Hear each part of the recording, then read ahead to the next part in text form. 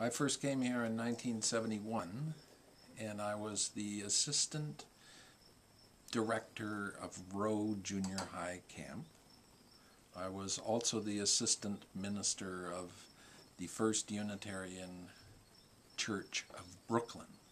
I was 24 years old and had only gotten out of divinity school a year before, and young ministers are supposed to go and teach the young people, and I came and found Rowe Camp and immediately perceived the difference between Rowe Camp and Brooklyn.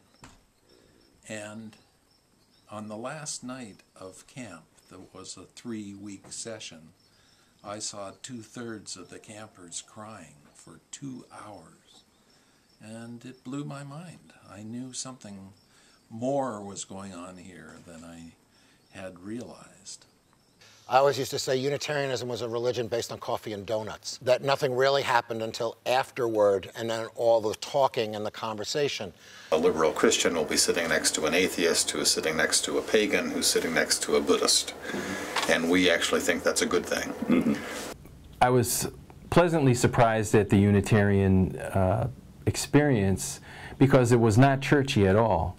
It had more to do with social activism. This is during the period of the Vietnam War. They were more interested in justice, racial equality, the war on poverty. These were the things that were most spoken of. And you'd come to Sunday school every Sunday, parents would go off to church, and we would go to some other church, Catholic church, Quaker meeting, Lutheran church, Episcopal church, temple.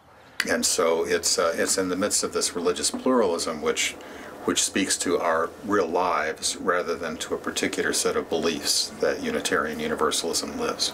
So we were exposed to and taught about all the religions of the world and about their commonality. But I think the one thing about it that always struck me was the sense of acceptance, the diversity of the population. I mean, you would see people coming out of church on Sundays from almost any other denomination, and they all looked the same. Belief is many things, and so is disbelief.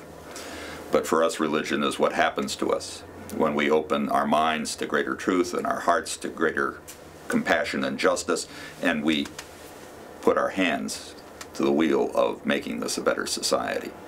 And there were youth classes that were fantastic. It was not really a religious education. It was more dealing with values and what do you think about this, and how would you act in such a situation, and have you thought about these things?